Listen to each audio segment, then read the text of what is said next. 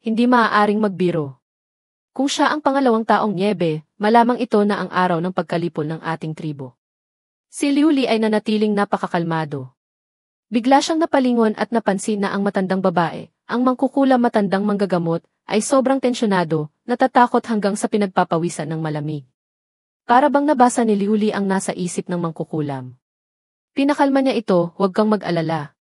Nangako akong hindi ko kayo sasaktan, lalong hindi ako sisira sa pangako.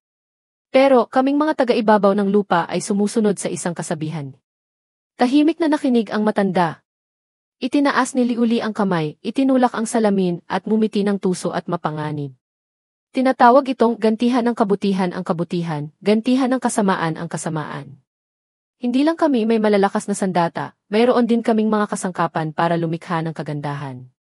Umiti siya ng may kumpiyansa at nagpatuloy, ang aming mga sandata ay walang awang pupuksa sa kaaway. At ang mga kasangkapan ay gagamitin para muling itayo ang bagong mundo na ibibigay sa aking mga kaibigan. Pagkasabi niya nito, lalo pang nagtaka ang matandang mangkukulam. Bahagya siyang umiti matapos marinig ang mga salitang iyon at magalang na yumuko sa harap niya. Opo, dakilang Diyos ng liwanag. Sa kabilang dako, sinabi ni Zhang Xiao kay Bang Hao, ha? Nakakuha na ng pabor, ganyan pa ang ugali. Ang mga taong asul-luntian na ito ay talagang hindi marunong makitungo. Kung nahuli kayo ng ilang minuto, dugtong ni Bang Hao, hindi rin ako sigurado kung papuputukan ko sila o hindi. Lumingon si Zhang Xiao sa kanya. Isang tribo na inalipin sa loob ng libu-libong taon, bigla mong inilagay ang kalayaan sa harap nila. Ano sa tingin mo ang gagawin nila? Patuloy ni Bang Hao. Kailangan munang pag-aralan o direkta ng buksan, tanong ni Zhang Xiao habang ikinukumpas ang kamay. Tiningnan ni Bang Hao ang kanyang kasama na medyo nawala ng masabi. Takot iyon ang takot ng mga taong kalalabas lang sa pagkapanalo, seryosong sagot niya. Kaya't patuloy silang nagkukumpirma, kahit na wala naman itong mababago. Narinig iyon ni Zhang Xiao at agad na ng asar, nadapa ka lang ng isang beses, naging psychologist ka na ba? Nainis si Bang Hao at sinamaan siya ng tingin. Tigilan mo na nga yan. Inilalagay ko lang ang sarili ko sa posisyon ng mga taong nalinlang. Bumalik tayo kay Liu Li. Nakikipag-usat siya sa matandang mangkukulam. Ang tribong Fei tanong niya. Iyon ang tribo sa timog, sagot ng matanda. Sila rin ang pinakamalupit na tribo. Sina Basyang at Fei Hua ay tahimik na nakatayo sa isang tabi, nakikinig. Nagpatuloy sa pagpapaliwanag ang matandang mangkukulam, dahil sa kalupitan doon, ilang kabataan ang nagsisikap na makahanap ng paraan para makapunta sa ibabaw ng lupa. Iyon talaga ang tanging paraan para makatakas. Ang pangungusap ay may kasamang mabigat na buntong hininga. Sa kanilang pananaw, imbes na pahirapan hanggang mamatay, mas mabuti pang mamatay sa daan patungo sa paghahanap ng kalayaan at liwanag. Isang hindi maipaliwanag na kislap ng pagtutol ang lumitaw sa mga mata ng matanda. Tahimik na nakinig at nagmasid si Liu Li. Pagkatapos ay tinawag niya sina Bang Hao at Zhang Xiao. Ang target ay ang tribong Fei. Pagkasabi ni Liu Li, kaswal niyang inihagis pa itaas ang relo. Hulihin ng buhay ang pinuno, utos niya.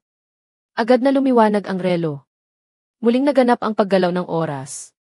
Astig niyang inayos ang salamin at kalmadong nagpatuloy, pagkatapos, uuwi na tayo. Nag-analisa si Zhang Xiao, sa pagkakataong ito, haharapin natin ang tribong Fei mas mapanganib pa. Ang misyon ay patulugin sila at hulihin ng buhay ang taong Niebe. Ibig sabihin, kailangan nating dalhin ang isang sobrang bigat na kargamento, at ang kargamentong ito ay dapat palaging nasa estado na makokontrol natin anumang oras, kahit saan. Ikaw lang ang nakalaban na sa taong Niebe. Ang misyong ito ay ipinapasa ko sa iyo para asikasuhin. Pagkasabi nito, lumingon si Zhang Xiao kay Bang Hao. Seryosong sumagot si Bang Hao, huwag kang mag-alala, ipaubaya mo sa akin. Sa pagkakataong ito, kailangan ko siyang bubugin hanggang sa maihi siya sa takot. Narinig iyon ni Zhang Xiao at nagdudang sinabi, Hoy. Sinabi na ni Ginoo na kailangang buhay ha? Sumagot si Bang Hao na may walang pakialam na mukha, huwag kang mag-alala, hindi ko siya papatayin. Nagbulungan ng ibang miyembro, ang init naman ng ulo ng hepe ninyo, ano? Nag-aalalang sumagot si Prinsipe Sham, sinusubukan ng kumalma ni kapatid na Bang. Kasunod nito, sabay-sabay silang sumigaw ng kanilang utos, laing, elang marahas, magtipon. Humanda sa pag-alis? CJ. Hoy, mga kababayan, huwag kayong umakyat baba. Bilis, bumaba kayo. Matandang Hao, nasaan ang mga gamit na dala mo? Ipamigay mo na sa lahat. Ganoon na lang sila kasigla habang sunod-sunod na umaalis. Si Basyang ay humagiki. Haha! Mga hangal! Ano pa bang mas masarap kaysa sa gumagapang na uod? Sumagot si Fei Hua na may malungkot na boses na. Tumingin si Basyang sa kaibigan na para bang may napansin. Nagtanong siya, Fei Hua, ayos ka lang ba? Nga pala. Nanlaki ang mga mata ni Basyang sa pagkabigla. Ang bayan ni Fei Hua ay ang nayo ng Feika. Inilagay niya ang kamay sa baba, nag-iisip. Kailangan ko siyang aliwin ng mabuti. Ito na ang pagkakataon kong magpakitang gilas. Kasabay nito, sumigaw ang pangkat sa kabilang dako, subukan ninyo ito. Masarap na pagkaing industrial mula sa ibabaw ng lupa. Mula sa bulsa, naghagis ang lalaki ng mga dekalidad na hotdog. Dahil unang beses makakita ng kakaibang pagkain, ang mga taong asul-luntian ay napatingala lahat, bumubulong pa ng tiha. Ha! Sa mga oras na ito, si Basyang ay reflex na napatingin din sa langit. Huh! Isang hotdog ang biglang tumama sa mukha niya. Kinuha ni Basyang ang hotdog sa kamay. Tiningnan niya ito na parang kakaibang nilalang. Nagtanong si Basyang sa sarili, ha? Anong lasa nito? Ang bango. Hindi niya namalayan, tumutulo na pala ang kanyang laway. Agad na kinagat ni Basyang ng malakas. Aysan! Nanlaki ang kanyang mga mata sa pagkamangha. Bigla niyang hinila ng malakas ang panga, kumakagat ng malaking piraso ng hotdog. Ang sarap ng pagkain ay nagpangiti kay Basyang at napasigaw siya. Yaho, masaya siyang umupo sa isang sulok, ninanamnam ang hotdog. Habang kumakain, nagtanong siya, ano to? Ang sarap. Nang makita iyon ni Fei Hua, nagpaliwanag siya, yan ay sopas. Hindi pa tapos magsalita, tumayo na si Basyang, ginamit ang buong lakas para tumakbo, patungo sa grupo ng mga taong nagkukumpulan, sumisigaw ng malakas, itira niyo ako. Huwag mong ubusin yan, akin yang hawak mo. Walang nagawa si Fei Hua kundi tumingin na lang. Bigla, isang boses ang umalingaw sa likuran niya, na ikinagulat niya. May kilala ka ba sa nayon? Magili na lumapit si Bang Hao para makipag-usap. Ang pinakamapanghimagsik at kahiyahiyang panahon ko umalis ako nang hindi nagpapaalam sa pamilya ko. Hindi ko rin alam kung kumusta na sila ngayon. Nagulat si Fei Hua sa presensya niya kaya Kapitan Hao Zi, lang ang nasabi niya. Hindi pinansin ni Bang Hao at nagpatuloy sa pagkukwento, hindi ko rin alam kung kumusta na sila ngayon. Galit kaya sila sa akin dahil umalis ako nang walang paalam? Narinig iyon, tahimik lang siyang nag-isip. Mayroon akong kuya at ang asawa niya. Sa wakas, sumagot siya na may bahagyang kalungkutan sa mukha. Mula nang umalis ako, 3 o 4 na panahon na ng hibernation ang lumipas. Ang bilis talaga ng panahon pagbabahagi niya. Mukhang hindi rin inaasahan ni Bang Hao na magkukwento siya, kaya bahagya siyang nagulat, pagkatapos ay yumuko ulit. May pag-unawa ang kuminang sa kanyang mga mata. Bigla siyang nagsalita, mayroon kang kapatid na babae na pabaya at lumilipad-lipad sa labas. Siguradong sakit siya sa ulo ng kuya mo, ano? Nagtatakang tiha, lang ang nasabi ni Fei Hua. Bumulong si Bang Hao sa sarili, ano ba to? Ang layo sa pamilya, isang taong niebe lang naman ang pagitan. Ikinuyom niya ang kamao at determinadong sinabi sa kanya, sa pagkakataong ito, hindi ko masisiguro. Pero magtiwala ka pa rin, ha? Sa tribong Feika, sa isang landas sa pagitan ng mga bahay na gawa sa bato, may isang taong pababa ng bundok. Biglang may tumawag, Shurang, Ki-Aidens. Narinig ang pangalan niya, lumingon siya. Isang babaeng may pulang buhok, may dalang bag sa kamay, humihingal ng umiti at nagtanong, bakit? Umabot ka na ba sa puntong hindi mo na kailangang kumain? Kinamot ni Shurang ang mukha, nahihiya. Salamat, Baima, Bifin. Palala na ng palala ang pagiging makakalimutin ko. Nang maibigay na ang gamit, nakapamiwang si Baima at nagbilin, ngayong araw, iwasan mo ang mga mersenaryong nagpapatrolya, ha? Tandaan mo. Napatawa si Shurang. Asawa ba kita o nanay? Narinig iyon, napabuntong hininga na lang siya. Sa paanan ng bundok, maraming tao ang nagdadaan. Isang taong nagmamadaling nagtanong, narinig mo na ba ang balita? Kagabi, muntik nang mag-away si Shurang at ang mga gwardyang nagpapatrolya. Nagulat na nagtanong ang isa pa, ha? Yung tapat na si Shurang. Paano nangyari yon? Nagkwento ulit ang lalaki, nalasing daw yon at kung ano-ano ang pinagsasabi. Kesyo yung kapatid daw ni Shurang ay maagang dinukot at namatay na. Ang katabi, nang marinig iyon, ay walang magawang sumang-ayon, ano ba namang sinasabi yan, dapat lang siyang masaktan. Biglang may sumingit sa usapan, baliw din talaga yung batang iyon. Nangahas pang tumakas kasama ng mga baliw. Ngayon, ano? Buhay, hindi makita, patay, walang bangkay. Siguradong buhay pa ang kapatid ko, isang boses ang umalinggaw-ngaw na ikinagulat nilang lahat. Lumingon sila. Si Shurang, may dalang karit sa balikat, ay dumaan. Sa susunod na maninira kayo ng iba, tingnan niyo muna ang likuran ninyo. Ang kalmadong kilos niya ay nagpanganga sa mga tsismoso. Papaumanhin. Ganoon ang sinabi, pero nang makaalis na si Shurang, nagpatuloy pa rin sa pag-uusap ang dalawa. Mula nang mangyari iyon, lubos nang nagbago si Shurang. Sumitsit ang isa pa. Hindi pa siya nakakalayo. Para kay Shurang, habang naglalakad, pinapakalma niya ang sarili. Kung hindi sila naniniwala, ako ang maniniwala. Siguradong buhay pa si Fei Hua. Sigurado. Hoy, ikaw, isang sigaw mula sa likuran ang umalinggaw-ngaw na nagpalingon sa kanya. Isang mayabang na taong nyebe ang nakaupo sa isang malaking dinosaur. Sa tabi niya ay isang taong asul luntian na may hawak na espada, nakaturo sa kanya. Mahal na Ginoo, siya po si Shurang. Narinig iyon, inilabas nito ang mahabang dila at dinilaan ang labi. Haha! Masarap na bata, manipis ang balat, makapal ang laman. Gusto ko, too. Ang mga tao, nang makita siya, ay nanginig sa takot. Sa mga oras na ito, namumutla na ang lahat. Isang latigo na yantok na maihabang 1 metro ang inilabas. Tuwang-tuwang sinabi ni Li Changbo, "Dated Bifi." Ayon sa mga patakaran ng nayon, sinumang makipagsabuatan para tumakas, kahit pa masarap na bata, ay kailangang paluin. Hay. Tumawa siya ng malademonyo, walang tigil na iwinawasiwas ang latigo. Patakaran ng nayon? Ano yon? Takot na tanong ni Shurang. Ito. Ngayon ko lang naisip. Ngumiti si Li Changbo ng malapad hanggang tainga. Sabi ng nanay ko, bata pa lang ako, malikhain na raw ako. Kahit hindi siya masarap, yon lang ang pagkakataong pinuri niya ako. At medyo taos puso pa. Nanginginig sa takot si Shurang, sunod-sunod na tumutulo ang pawis. Anong klaseng halimaw to? Biglang natigilan si Li Changbo. San?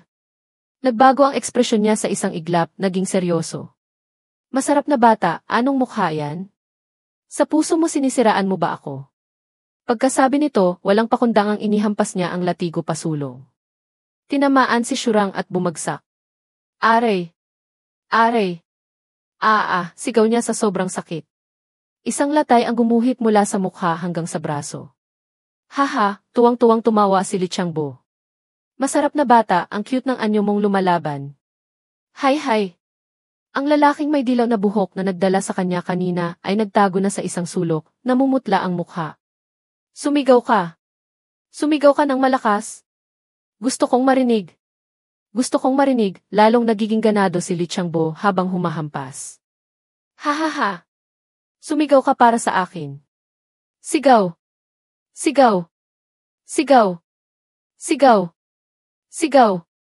Nakahiga lang doon si Shurang, tinitiis ang sakit, sinusubukang gamitin ang kamay para sumangga. Natatakot na naisip ng lalaking may dilaw na buhok, siya halimaw ba siya? Baka patayin din niya ako para lang sa kasiyahan niya. Wah! Ang sigaw ng kaawa-awang binata ay patuloy na umalinggaw sa kalawakan. Matagal-tagal pagkatapos, ang taong asul luntian kanina ay naglalakad habang kinakausap ang sarili. Kung makakasalubong mo si Li Changbo, Ginoo, malas mo na lang, bata. Shurang sa pagkakataong ito pwede ka nang pumunta sa kapatid mong namatay na. Bigla siyang natigilan. Ha, ang nasabi niya. Sa harap niya ngayon ay isang misteryosong tao, may hawak na parang baril. Sa likod nito ay may dilaw na liwanag na umaagos. Walang hiya. Nangahas kang manggulo sa nayon ko. Walang hiya. Minamaliit mo ba akong pinuno, ha? Isang malakas na sigaw ang umalinggaw-ngaw na nagpatakot sa lahat. Tumawa si Li Changbo ng malademonyo, malakas na iwinasiwas ang latigo. Nangahas kang gumawa ng ganito kalaking pagkakamali. Hindi pwedeng patawarin. Hahaha. Nakahandusay lang si Shurang sa lupa, tinitiis ang sakit. Biglang nagbago ng 180 degrees si Li Changbo. Huminto siya at nagtatakang nagtanong, Gif. Anong kasalanan mo? Hoy! Anong kasalanan mo? Sumulyap lang si Shurang nang may pagtataka at sumitsit. Lumingon si Li Changbo sa likuran at sumigaw ng malakas, ano ng pangalan noon? Ulitin mo nga ulit. Ano, tumakas na ba tong gagong to? Lalong hindi na marunong rumespeto. Kung walang testigo, yung pinakamabigat na parusa na lang. Ngumisi siya ng may tuwa. Esan? Nagulat si Li Changbo. Si Shurang ngayon ay lumipad na, dalawang kamay ang maihawak na malaking bato, sumusugod diretso sa kanya. Anong ginagawa mo? Lang ang nasabi ng malupit na iyon nang ang bato ay malakas na tumama sa mukha niya, na nagpatalsik kay Changbo patalikod, nakalawit ang dila. Nagawa ko. Pinagpapawisan si Shurang, nag-iisip. Kung ganon din lang gawin na lang natin ng isang bagsakan. Kung mabubuhay man o mamamatay, kailangan pa ring tingnan ang mukha ng pinuno. Mas mabuti pang itong isang hampas na itod. Patuloy na itinaas ni Shurang ang bato, ang mga mata ay puno ng galit. Ay puputol sa kaawa-awang kapalaran natin. Fei Hua, baka tama nga ang desisyon mo. Biglang naputol ang daloy ng kanyang pag-iisip. Ang bato ay napigilan ng isang kamay ni Li Changbo. Walang pagbabago sa mukha niya. Bahagya lang niyang pinisil ang bato at nadurog ito. Yumuko siya at sinipa si Shurang paitaas. Dahil dito, nakatanggap ang katawan niya ng malaking pinsala.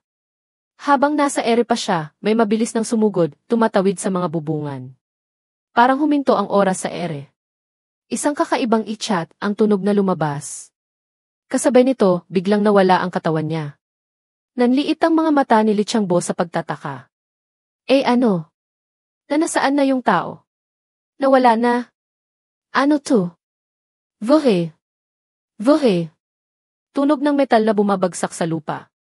Sa isang iglap, napalibutan na si Li Changbo ng puting usok. Ay! Ano to? Ubo! Ubo! Ang kakaiba ng amoy ng usok na to. Mabilis niyang tinakpan ang ilong, ngunit naakit na siya ng puting usok. Tumulo ang dugo mula sa ilong. Ang bango! Pagkasabi nito, tumaas na ang mga paa niya sa langit.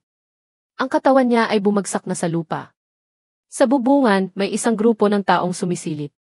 Kahit gaano pa kakapal ang balat mo, hihimatayin ka rin. Kapatid na bang, bakit hindi ka man lang nagbago? Nang aasar na sabi ng lalaking may pink na buhok. Pinigilan si Bang Hao ng kanyang kasama. Ang mukha niya ay nanggigigil sa galit, sumisigaw ng malakas, sino nang nagsabing umatake ka, ha? Sinabi ko na nga, hindi ako papayag na umatake. Napakunot noo si Shurang sa pagkainis. Dahan-dahan niyang iminulat ang mga mata nang marinig na may tumatawag sa pangalan niya. Shurang! Shurang! Asawa ko, gising ka na ba? Masayang sabi ni Bai Ima, pinag-alala mo ako ng husto. Mukhang hangal ka talaga. Hindi ka natutong makinig sa asawa mo. Hinawakan niya si Shurang. Naguguluhang sumagot si Shurang, Bai. Bai Ima. Nanaginip ako ng kakaibang panaginip. Ay! Ang sakit ng ulo ko, napabuntong hininga si Shurang habang sinasabi ito. Nakatayo si Bai Ima sa isang tabi, hindi alam kung paano magpapaliwanag. Hindi pa tapos magsalita ang asawa. Isang lalaking may puting buhok at maitim na balat ang sumandal na sa balikat niya. Esan! Natakot si Shurang, napaurong, at sumigaw ng malakas, waa! Mahal na pinuno! Pinakalma ni Baima ang asawa. Mahal, kumalma ka. Pakinggan mo muna ako. Fei Hua di. Esan! Maigi siyang nakinig. Fei Hua, bumalik na siya. Para siyang hindi pa nakakabawi. Inulit ni Baima, bumalik na siya. Bago pa man niya mapagtanto, ang kapatid na babae na matagal na niyang inaasam ay nasa harap na niya. Hindi niya namalayan, tumutulo na pala ang kanyang mga luha. Humikbi si Fei Hua at tinawag, Kuya. Galit na tumayo si Shurang. Lumapit siya at niyakap ng mahigpit ang kapatid. Tumulo ang luha niya dahil sa emosyon. Mabutit bumalik ka na. Mabutit bumalik ka na. Hindi rin napigilan ni Fei Hua ang pag-iyak. Ang lahat sa pangkat ngayon ay masaya para sa kanila. Sa labas, ano ba talagang pinagdaanan mo? Lihim na nag-aalala si Shurang. Lihim ding napangiti si Liu Li. Sa kailaliman ng isang kuweba, dahan-dahang ikinuwento ni Fei Hua ang lahat sa kanyang pamilya. Ganoon po ang nangyari. Ano nang sabi mo? Natakot si Shurang, hindi makapaniwala sa narinig. Diyos nang liwanag siya. Si Liu Li na tinititigan ay medyo walang nagawa. Pero, Parang hindi siya kasing tangkad ng sabi-sabi. Kakaiba rin ang kulay ng balat niya. At mabango rin siya. Ilang taon na kaya siya? Walang tigil sa pagsusuri si Shurang. Si Fei Hua, na nakatayo sa isang tabi, ay parang lalabas na ang kaluluwa sa katawan. Kuya, huwag mo akong ipahamak. Napabuntong hininga si Liu Li. Ang pamilyar na relo ay muling nasumon. Sa ibabaw ng ulo ni Shurang, agad na lumitaw ang isang higanting magic circle. Nanlaki ang mga mata ni Shurang sa pagkamangha, nag-aalangan ang kanyang tingin. Isang malaking presyon ang bumigat sa kanya. Natigilan si Shurang. Matagal-tagal bago siya lumingon ulit at nasalubong ang matalas na tingin ni Liu Li. Mabuhay ang Diyos ng liwanag. Agad na sumuko si Shurang. Lihim na nasiyahan si Liu Li. Sina Baima at Fei Hua ay nagulat din sa biglaang pagbabago ng ugali nito. Ginoong Liu, ang kuya ko po. Maingat na nagsalita si Fei Hua. Mumisi si Liu Li at sumagot, huwag kang mag-alala, sobrang gising ng kuya mo. Pinaranas ko lang siya ng isang linggong paglalakbay sa oras. Imbes na ipaliwanag ang bawat salita, mas mabuting hayaan siyang personal na suriin ito. Ang oras ay talagang isang magandang bagay. May kumpiyansang hinawakan ni Liu Li ang oras. Sina Shurang at Baima ay nagulat, nautal na nagtanong, pinuno ng kilusang paglaban. Nanginginig na itinuro ni Shurang ang sarili, naguguluhan. Ako. Nagtaka si Baima lalaban sa taong niebe. Gamit lang ang ilang tao sa nayon natin. Baka di. Mayabang na sumagot si Liu Li, sa loob ng libu-libong taon, ang mga taong asul luntian ay palaging walang kondisyong sumusunod sa mga taong niebe. Ang mababang pagtingin sa sarili ng isang alipin iyon ang pinakamalaking kaaway ninyo. Kapag nasira na ang pagkaalipin na iyon, ang kamalayan ng paglaban ng tao ay magiging parang apoy na magliliyab ng malakas. Narinig ang mga salitang iyon para silang naliwanagan. May kumpiyansang sinabi ni Liu Li, sa mga oras na iyon, ang iba na ang kusang lalapit sa iyo. Siyempre, ang kondisyon ay kailangan mong magliwanag ng sapat sa dilim. Nakita ang kanilang gulat na ekspresyon, bahagya lang siyang umiti. Nagkatinginan silang dalawa sandali, pagkatapos ay para bang may naintindihan. Sabay silang nagmakaawa, Diyos ng liwanag, gabayan po ninyo kami. Esan. Tama. Sa tulong ng aking kakayahan, ang mga taong niebe ay itinulak ni Liu Li ng bahagya ang salamin. Ang mukha niya, sa isang iglap, ay naging napakatuso. 6. Biglang isang boses mula sa likuran ang pumutol sa daloy ng kanyang pag-iisip. Ginoo, lahat ba ng taong niebe na natapos na sa trabaho ay kailangang i-package? Ang ibig sabihin ni Ginoong Tesla ay gusto niya silang lahat. Sabi ni Zhang Xiao habang itinuturo ang likuran. Napabuntong hininga si Liu Li, lihim na naisip, nga pala. Muntik ko nang makalimutan. Nag-distract ba ako kanina? Nagtanong siya, buhay pa ba yung huling pinuno? Sumagot si Zhang Xiao, opo, Ginoo. Tulog pa po. Napackage na po siya sa sasakyan. Kung ganoon, siguraduhing lahat sila ay tulog na. Pagkatapos, pumili ng ilang may representatibong pangangatawan, dalhin sila. Ang natitira, ibigay lahat sa mag-asawang Shurang. Sa mga oras na ito, sumalungat si Shurang, hindi ko kailangan. Hindi ko kailangan. Ang mga taong asul luntian na hindi naiintindihan ang nangyayari ay nagsisikap ding makitsismis. Isipin ko pa lang ang mga mukha nila, nangangati na ang buong katawan ko. Walang tigil na iwinawasiwas ni Shurang ang kamay, nagpapahiwatig ng pagtanggi. Nagtatakang nagtanong si Liu Li, ha? Hindi mo kailangan? Hindi, mahal. Kailangan natin. Hindi mo pa ba naiisip? Lumingon si Baima kay Shurang. Lutang pa rin siya. Esan. Ang ibig mong sabihin ni. Lumapit siya at bumulong. Tama. Ganyan ang ginagawa ng Diyos ng liwanag para buksan ang daan para sa atin. Ito ay isang pagkakataon na minsan lang sa 1,000 taon. Naisip mo na ba yon, mahal? Ano ang ibig sabihin ng Diyos ng liwanag na magliwanag ng sapat sa dilim? Seryosong tanong niya. Naging seryoso rin ang mukha ni Shurang. Nagsalita siya, kakayahan? May kakayahan ba tayong akuin ang tiwala ng lahat? At itong mga bagay na ito. Lumingon si Shurang. Ito ang ating pahayag na puno ng katiyakan. 3 matatangkad na taong niebe ang walang malay, nakapatong sa isa't isa. Parang ganun lang, asawa ko. Ano nang gagawin natin, wala naman tayong ni. Inilagay ng hangal na si Shurang ang 2 kamay sa balikat ng asawa. Walang masabi si Bai, maseryoso siyang tiningnan, pagkatapos ay tumango ng may determinasyon. Para bang napagtanto ni Shurang ang susi. Nanlaki ang kanyang mga mata. Nga! Ang nasa harap natin ay isang Diyos. Ang tingin niya ay sumunod kay Liuli. Siya ang hinihintay natin sa loob ng maraming henerasyon. Ang Diyos ng liwanag, si Liuli, ay parang ating tagapagligtas. Ginoo, handa na po ang katawan, ayos na lahat. Pwede na pong umalis anumang oras. Isang malakas at malinaw na anunsyo ang umalingaw-ngaw. Ang matandang ito, ano ba nang ginagawa niya nitong mga nakaraang araw? Bulong ni Liuli na walang magawa.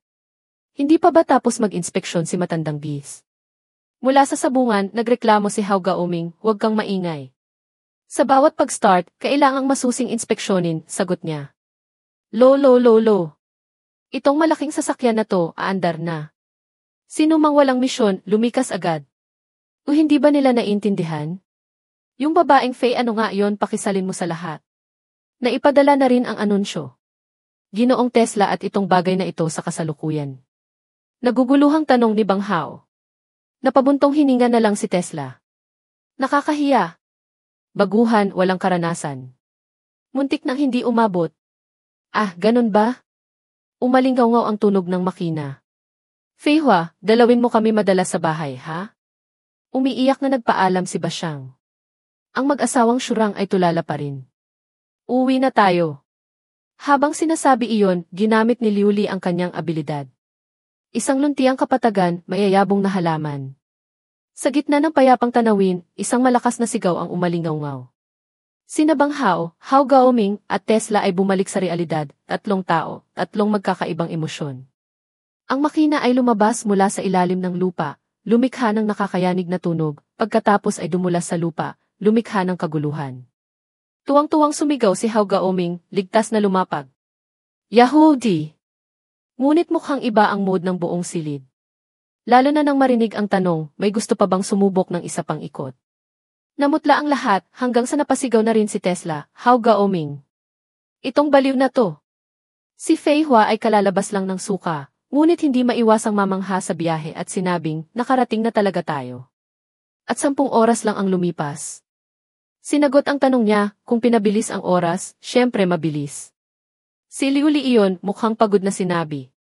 Ginoong Tesla. Phew! Sa susunod, kayo na po ang magmaneho sa mga susunod na biyahe, ha? Bumagsak siya sa upuan. Minasahe ni Liuli ang liig, lihim na naisip ang pag-upo sa isang posisyon na manhid na ang liig ko. Nag-aalalang nagtanong si Bang Hao, Ginoo, bakit hindi tayo dumiretso agad sa Mado? Ah, mayroon pa kasing ilang maliliit na problema na kailangang ayusin dito. Masiglang sumagot si Bang Hao, ipagkatiwala niyo lang po sa amin, Ginoo. Puno na po ulit ang dugo naming magkakapatid. Si Liuli at Zhang Xiao sa tabi ay tumawa. Haha! Nagtaka si Bang Hao. Napakunot noo siyang nagtanong, ano nang tinatawa mo? Komportabling sumandal si Liuli sa upuan at tumawa ng may pang-aasar. Sinong nagsabing kayo ang gagawa? Ha! Natulala si Bang Hao, nakatingin sa kanya. Ha! Nagpaliwanag si Liuli, kayo ang mga bayani sa ekspedisyong ito sa ilalim ng lupa. Pag-akyat pa lang, pagtatrabahuhin ko na kayo. Masyado naman akong mapagsamantalang amo, hindi ba? Kaya nagpasya akong bigyan kayo ng malaking gantimpala. 1 buwang bakasyon. Ang lahat ng gasto sa bakasyon sagot ng club. Paalala lang maglaan kayo ng oras para tingnan ang balanse ng inyong account, ha? Nagulat ang lahat. Naghiyawan sila. Nang makita sila ni Bang Hao na ganoon, hindi niya namalayang napangiti na rin. Isang grupo ng mga hangal. Nakisali na rin si Zhang Xiao sa usapan. Ano? Ang galing mong magsalita, pero paano ka magpapahinga ngayon? Dito, hinimas ni Bang Hao ang baba, nag-iisip. Alangan. Siyempre, uuwi ako sa club, matutulog ng mahimbing. Pagkatapos, bubulihin ko si Carrot. Pagkatapos, kakain ako ng masarap. Kung iisipin, mukhang abala rin pala itong 1 buwan na to, hahihe. Mukha siyang astig, pero walang marinig na reaksyon. Nagdududang tumingin sina Liuli at Zhang Xiao sa kanya. Ang mapanuring tingin na iyon ay nagpangatal kay Bang Hao. Bakit? Napasimangot si Bang Hao, hindi maintindihan ang pamilya niya. Sa isang iglap, nasa gitna na siya ng isang gubat, tulala ang mukha, hindi makapag-isip. Pinaalis na ako. Talagang umalis na sila? Ha? Ano ba talaga to? Naguguluhang sigaw ni Bang Hao. Anong ibig sabihin nito? Lintik. Bumalik sa Marangyang syudad, kung saan may isang malaking konstruksyon na isinasagawa. Pinapagalitan ng arkitekto ang kanyang tauhan. Napansin ko nitong mga nakaraang araw, ang bagal-bagal mong kumilos, ha? May sakit ka ba? Agad na itinanggi ng empleyado, wala po. Wala po.